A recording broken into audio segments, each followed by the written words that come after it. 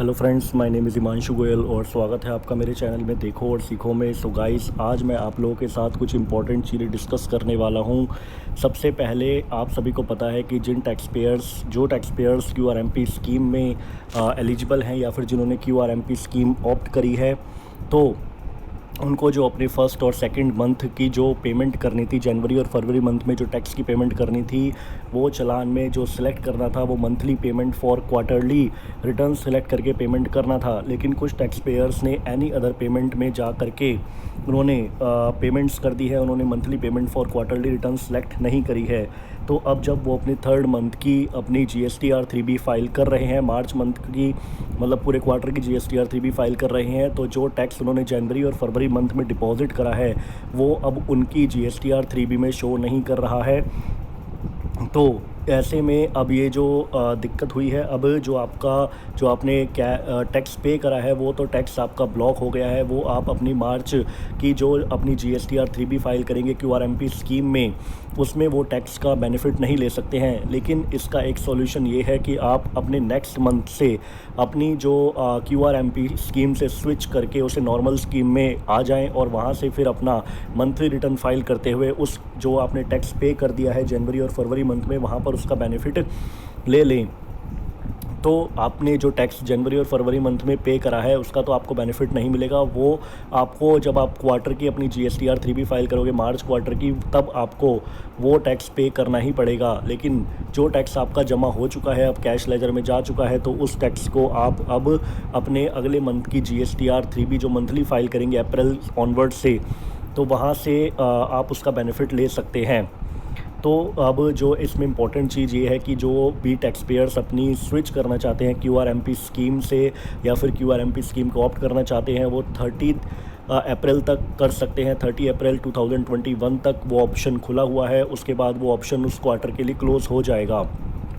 तो ये थी एक इम्पॉर्टेंट अपडेट जो मुझे आप लोगों के साथ शेयर करनी थी। क्यूआरएमपी स्कीम को सिलेक्ट करने की और से स्विच करने की जो डेट है वो 30 अप्रैल है लास्ट डेट। और उसके बाद जो सेकंड अपडेट है वो ये है कि आपकी जो GSTR 3B फाइल करने की जो ड्यू डेट है मंथली फाइलर्स के लिए, वो अप्रैल 2020 अप्रैल 2021 है। और जो GSTR 3B फाइल करने की ड्यू डेट है क्यूआरएमपी स्कीम में वो 22 और 24 है। अभी ड्यू डेट के एक्सटेंशन के रिगार्डिंग कोई भी नोटिफिकेशन नहीं आई है, तो अपनी जो रिटर्न्स हैं वो अपनी टाइमली बेसिस पर आप फाइल कर लें। उसके बाद जो थर्ड अपडेट है वो ई-इन्वॉइसिंग से रिलेटेड है। आप सभी को पता है कि ई-इन्वॉइसिंग उन टैक्स पेयर्स के लिए जिनकी टर्नओवर 50 करोड़ से ज़्यादा है, उनके ऊपर 1 अप्रैल 2021 से ई-इन्वॉइसिंग के प्रोविज़न्स मैंडेटरी कर दिए गए हैं। तो इसमें अब क्या होगा, जिनके ऊपर ई-इन्वॉइसिंग का प्रोविज़न मैंडेटरी हो गया है, तो उसमें उनको कुछ बातों का ध्यान रखना है। वो बातें मैं आज आप लोगों के साथ डिस्कस करना चाहता हूं। जिन टैक्स पेयर्स के ऊपर ई-इन्वॉइसिंग एप्लीकेबल हो चुकी है और उन्होंने अभी तक अपना ई-इन्वॉइस नहीं बना रहे हैं 1 अप्रैल 2021 से, तो उनके ऊपर 10,000 रुपीज़ पर इन्वॉइस की पेनल्टी लग सकती है।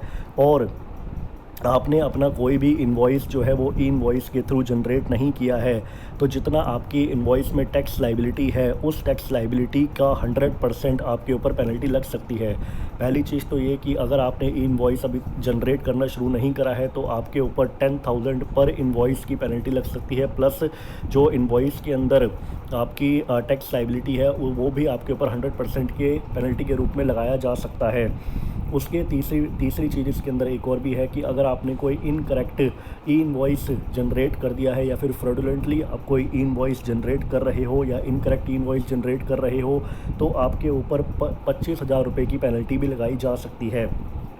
और उसके बाद फोर्थ पॉइंट जो है वो ये है कि अगर मान लीजिए आपने ई-इन्वॉइस अभी तक जनरेट ही नहीं करा है, तो आपका ई-वे बिल भी हो सकता है ब्लॉक कर दिया जाए। तो ये कुछ इम्पॉर्टेंट पॉइंट्स हैं। इसके साथ ही एक बहुत ही इम्पॉर्टेंट पॉइंट है जो आपका सप्लायर से रिलेटेड है, जिसको आप अपनी गुड्स या सर्विसेज सप्लाई करते हैं और आपने अगर आपके ऊपर ई-इन्वॉइसिंग के प्रोविज़न्स एप्लीकेबल होते हैं और आपने ई-इन्वॉइसिंग का प्रोविज़न एप्लीकेबल है और आपने ई इनवॉइस नहीं बनाया है, तो या आपने ई invoice number IRN number mention नहीं करा है अपने इनवॉइस के ऊपर, या फिर आपने नॉर्मल टैली का इनवॉइस निकाल के दे दिया है, टैली सॉफ्टवेयर से आपने ई इनवॉइस नहीं दिया है अपने सामने वाले सप्लायर को, तो जो आपका सप्लायर है उसके 2B में या 2A में उसका इनपुट शो नहीं करेगा और वो उसका इनपुट क्लेम नहीं कर सकता है उस इनवॉइस के बेस पर जो इनवॉइस नहीं है। आपने अगर ई इनवॉइस नहीं दिया है तो वो उसका इनपुट क्लेम नहीं कर सकता, इससे आपका कस्टमर रिलेशन ख़राब होगा। तो ये कुछ इंपॉर्टेंट पॉइंट्स थे जो मुझे आप लोगों के साथ डिस्कस करने थे। अगर आपको मेरी ये वीडियो अच्छी लगे तो लाइक एंड शेयर ज़रूर करें और बेल आइकन भी ज़रूर प्रेस करें। Thank you guys, thank you for watching this.